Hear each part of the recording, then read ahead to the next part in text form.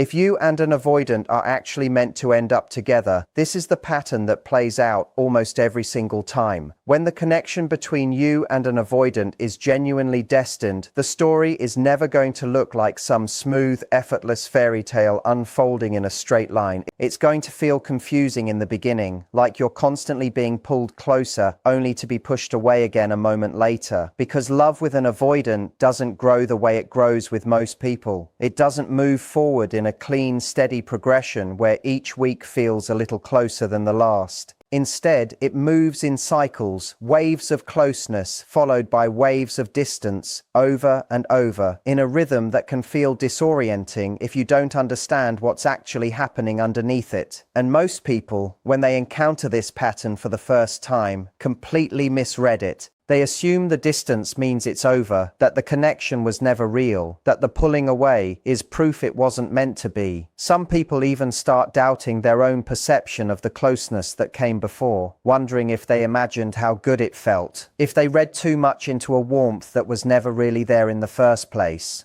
But in reality, this entire push and pull dynamic is often the exact mechanism that determines whether a connection has what it takes to actually last. It's not a flaw in the story. In a strange way, it is the story. Think of it less like a straight road with a clear destination and more like a test the relationship has to pass repeatedly before it's allowed to deepen further. A test neither person consciously designed, but one that emerges naturally out of what an avoidant needs to feel safe enough to stay. Here's what almost always happens first. A powerful emotional connection forms between you, one that neither of you can fully explain or put into simple words, even if you tried. And here's the part that surprises people the most. Even the avoidant feels it. They feel it fully, even though they will likely never say so out loud, even though they might go out of their way to downplay it or act like it's nothing significant. Around you, they feel something they don't feel around most other people. They feel safe. They feel truly seen, maybe for the first time in a long while. They feel a strange, unfamiliar sense of calm settle into them when they're near you, a calm that doesn't show up for them in other relationships or other rooms full of other people. But here's where things get complicated, and this is the part most people never fully grasp about avoidant psychology.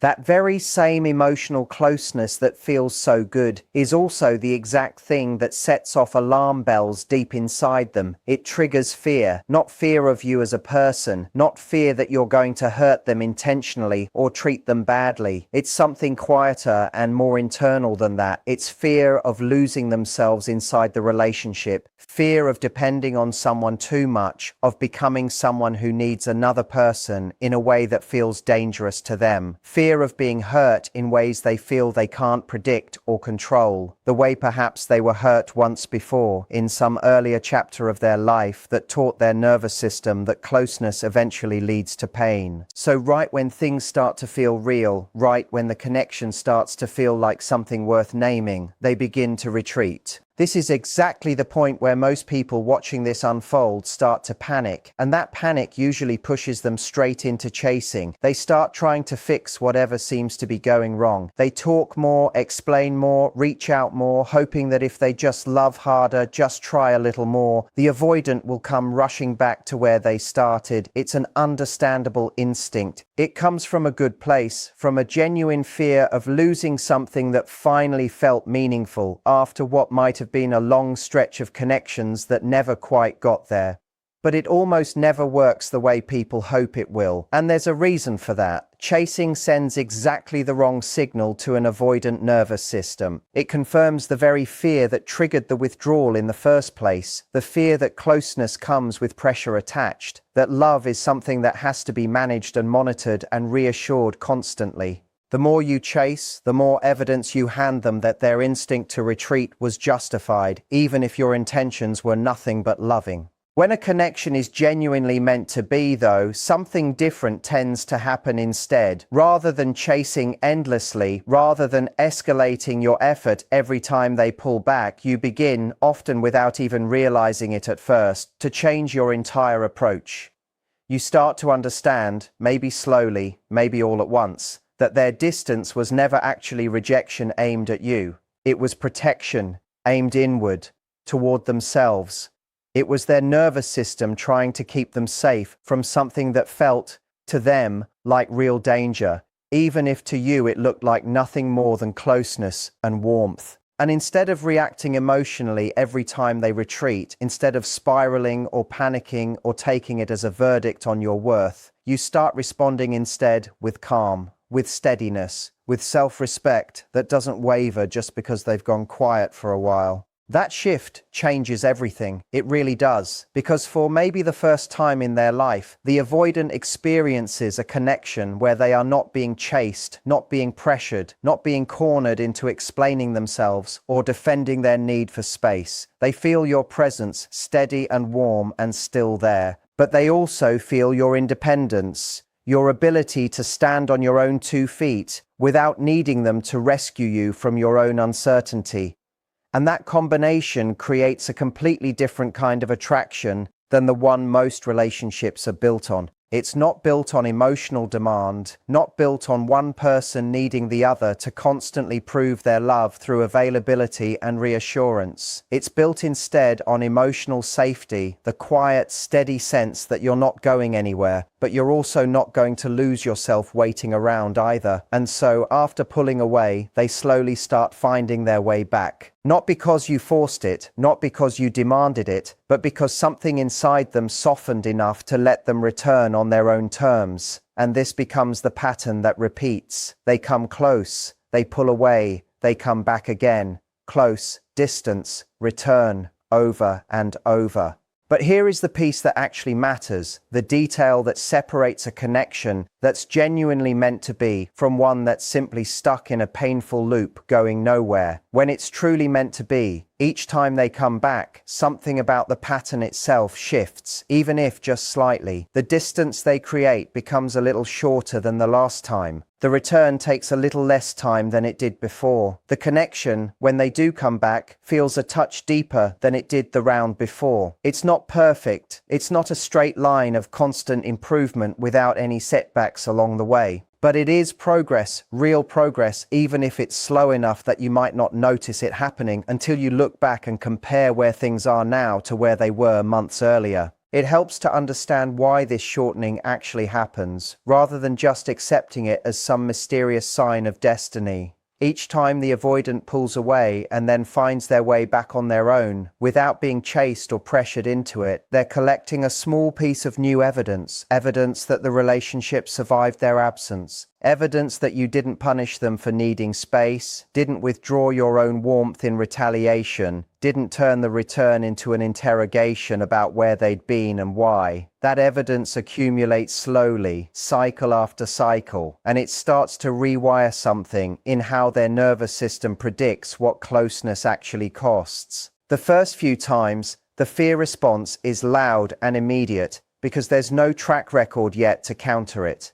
But somewhere around the 4th or 5th cycle, if the pattern is genuinely healthy, their body starts to remember something different. It starts to remember that this particular person, you specifically, doesn't turn distance into a crisis, and that memory is what shortens the distance the next time around, before their conscious mind has even caught up to what's changed. Over time, with enough of these cycles playing out, the avoidant begins to trust something bigger than just you as an individual. They begin to trust the connection itself, the pattern, the process. They start to realize, maybe for the first time in their adult life, that closeness doesn't automatically mean losing themselves, that letting someone in doesn't have to end in the way it did before, whatever before looked like for them. They start to see clearly that you're not trying to control them, not trying to fix them like a project, not trying to trap them into something they never agreed to. And slowly, piece by piece, brick by brick, their walls start coming down. Not all at once, not in some dramatic single moment where everything changes overnight, but steadily, gradually, the way trust is actually built between two people who've both been hurt before. At the very same time this is happening on their end, something is shifting on your end too, and this part is just as important, maybe even more important than what's happening inside them. You are changing as well throughout this entire process. You are becoming stronger, more grounded, less reactive to every small shift in their behavior. You are learning, slowly, to stop depending on their presence in order to feel secure within yourself. You start choosing them actively, consciously, rather than needing them out of some deeper insecurity or fear of being alone. This is not a small transformation, and it doesn't happen automatically just because time passes. It happens because, cycle after cycle, you're practicing something that feels unnatural at first, staying warm without becoming anxious, staying present without becoming desperate, letting them go without letting go of your own sense of worth in the process. The first few times they pull away, that practice feels almost impossible. Your instinct is to spiral, to interpret every hour of silence as a verdict on how lovable you are. But somewhere along the way, if you keep choosing the calmer response over the panicked one, it starts to become less of a performance and more of who you actually are. And that shift, that balance between two people both doing their own internal work simultaneously, is exactly what makes a connection like this actually sustainable over the long run. Because here's the honest truth underneath all of it: an avoidant can only stay in a relationship with someone who doesn't lose themselves trying desperately to hold on to them. And you, on your side, can only stay connected to an avoidant long term if you learn not to take their need for distance personally every single time it shows up.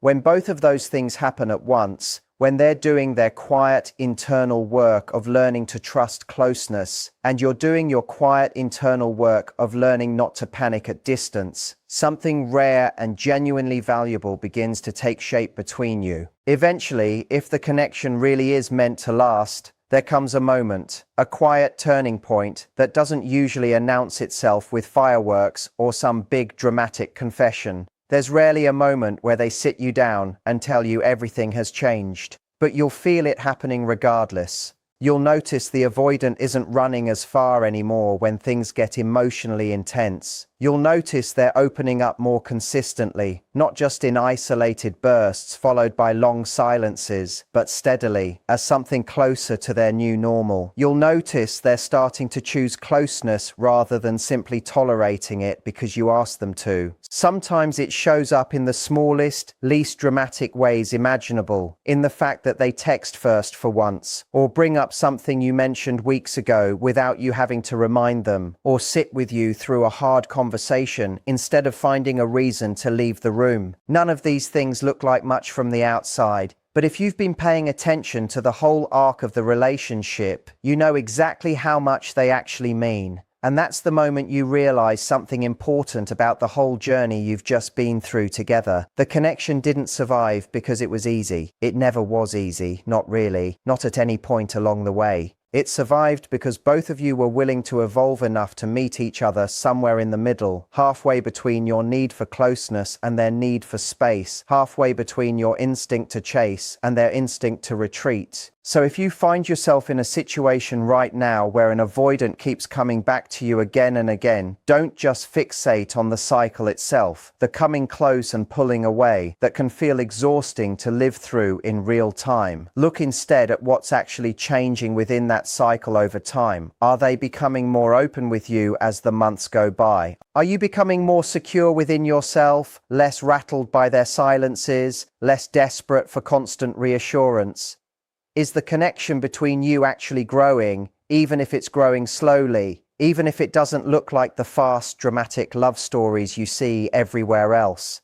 Because when an avoidant and you are truly meant to be together, this is exactly what happens every single time, without exception. The relationship doesn't just happen to you, it transforms both of you in the process. It forces a kind of growth, a kind of patience, a kind of emotional maturity that most easy, comfortable connections never actually require of the people inside them. And in the end, what makes a connection like this last isn't the intensity of it, isn't the highs and the drama and the desperate longing in between. What makes it last is the evolution. The slow, steady, unglamorous work of two people becoming more themselves and more capable of real love because of what they went through together to get there. It's worth sitting with that for a moment, because I think a lot of people miss this entirely while they're living through it.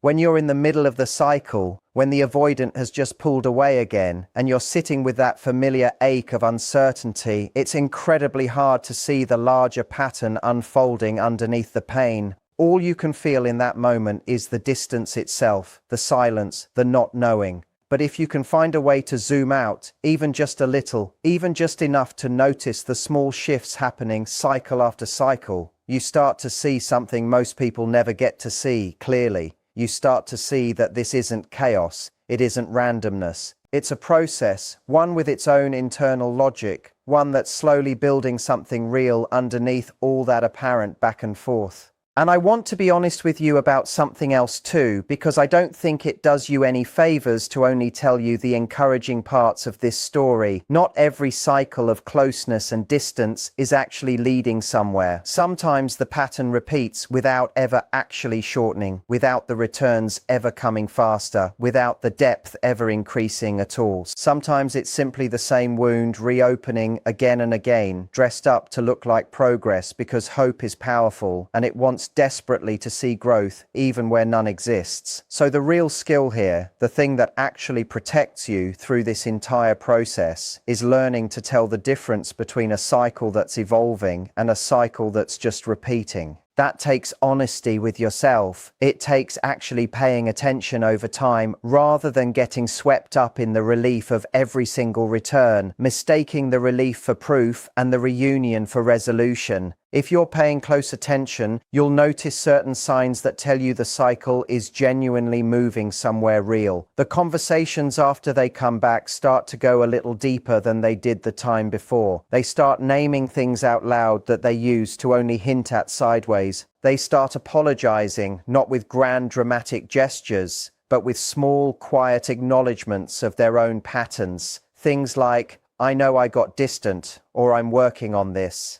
They start reaching toward you sometimes, instead of only ever being the one who gets reached toward. These are the signs of real movement, real evolution happening underneath the surface of the pattern. And on the other side, if none of that is happening, if every return feels identical to the last one, if there's no deepening, no acknowledgement, no small steps toward accountability, that's important information too. That's not evolution. That's just repetition. And repetition without growth isn't a love story slowly building towards something. It's simply a cycle you're stuck inside of. But when the growth is real, when you can look back over the months and genuinely see the difference between where things started and where things are now, that's when you know you're witnessing something rare. Because most people never get to see an avoidant person fully complete this journey. Most avoidant relationships end somewhere in the middle of the cycle, at a moment of distance that never gets the chance to become a moment of return, because one person or the other ran out of patience, or ran out of hope, or simply couldn't tell anymore whether they were watching growth or just watching pain repeat itself in a new outfit. The ones that make it all the way through, the ones that actually arrive at that quiet turning point where the avoidant stops running as far and starts choosing closeness more often than not, those are rare precisely because they require both people to keep showing up through a process that offers no guarantees and very little reassurance along the way. I think it's also worth talking honestly about what this process actually asks of you, because it asks a great deal, and pretending otherwise wouldn't be fair to you. It asks you to sit with uncertainty for long stretches of time without letting that uncertainty turn into anxiety that spills over into the relationship itself.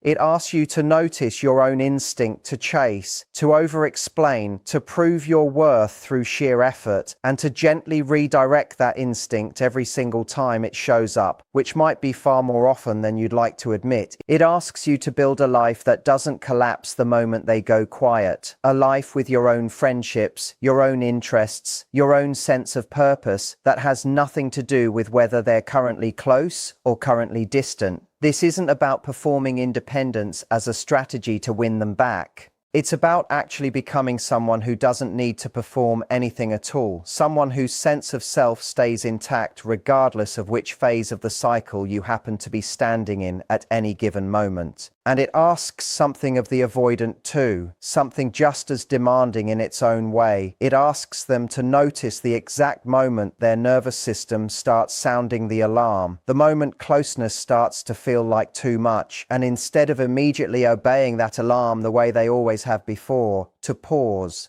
To ask themselves whether the danger they're sensing is actually here in this relationship, in this moment, with this specific person, or whether it's an old danger inherited from somewhere else, from someone else, from a much earlier version of themselves that never got the safety it needed. That's an enormous amount of internal work for anyone to do, let alone someone whose entire coping strategy for most of their life has been built around avoiding exactly this kind of self-examination. So when it actually happens, when an avoidant starts doing that work consistently enough that you can see it playing out in how they treat you, that's not a small thing. That's someone rewriting a pattern that's probably been running since long before you ever met them. None of this means the process is going to feel good most of the time. It won't. There will be entire weeks where it feels like nothing is changing at all, where the distance stretches out longer than you expected, and you start questioning everything you thought you understood about where things stood between you. There will be moments of doubt that creep in no matter how much insight you have into the pattern, because understanding something intellectually and feeling calm about it emotionally are two very different things. You can know in your mind that their distance is protection rather than rejection, and still feel the sting of it in your chest every time it happens. That's normal. That doesn't mean you're doing it wrong. It just means you're human, living through something genuinely difficult, and giving yourself grace during the hard stretches is just as important as tracking the pattern accurately. So if you're in it right now, if you're living inside one of these cycles and trying to figure out whether to keep going or whether to finally let go, give yourself permission to actually look at the evidence instead of just the feelings. Feelings will tell you it's hopeless during the distance and tell you it's perfect during the closeness, and neither extreme is giving you the full picture. The full picture only shows up when you track the pattern honestly over real time, month after month, cycle after cycle, and ask yourself simply, is this getting better or is this just repeating? That question, more than any single conversation you could have or any ultimatum you could deliver, is the one that will actually tell you whether this connection is quietly building towards something lasting, or whether it's simply the same story playing out again, dressed up in the language of hope. And if you do decide to stay, to keep moving through the cycle with them, do it with your eyes open rather than your eyes closed. Stay because you're actually seeing evidence of growth, not because you're afraid that leaving means giving up on something that could have worked. Stay because the version of them that shows up after the third or fourth return is genuinely different from the version that showed up after the first, not because you've simply gotten used to the ache of missing them and mistaken familiarity for progress. There's a real difference between patience that's rooted in evidence and patience that's rooted in exhaustion, and only you can tell from the inside which one you're actually practicing. If, on the other hand, you look honestly at the pattern and realize the cycles aren't shortening, the returns aren't softening, the depth isn't increasing no matter how much time passes, that's information too, and it deserves just as much respect as the encouraging signs would. Loving someone through their fear is a genuinely beautiful thing to be capable of, but loving someone through their fear was never meant to come at the total expense of your own peace, your own growth, your own sense of what you deserve from a connection. The same self-respect that helped the avoidant feel safe enough to soften in the first place is the very same self-respect that should guide you toward the door if the softening never actually comes. In the end, whether this particular story is one that's building towards something lasting or one that's simply repeating itself in a loop, the real gift you take from living through it is the same either way. You come out of it more grounded than you went in. You come out of it less dependent on someone else's consistency to feel secure in yourself. You come out of it able to recognize the difference between fear and rejection, between distance and disinterest, between a person who's protecting themselves and a person who's simply not that invested. That kind of clarity doesn't leave you once you've earned it. It stays with you in every relationship that comes after this one, whether this particular story with this particular person ends in a lasting bond or ends in you finally choosing yourself over something that was never quite ready to meet you halfway. Because at the end of the day, the destiny people talk about when they talk about being meant to be with someone was never really about the other person changing enough to make room for you. It was always about who you were becoming along the way, whether or not they ever finish becoming who they needed to be too. And that part, the part where you grow into someone steadier, someone more secure, someone less willing to abandon yourself just to hold on to someone else, that part is never wasted, no matter how the rest of the story ends.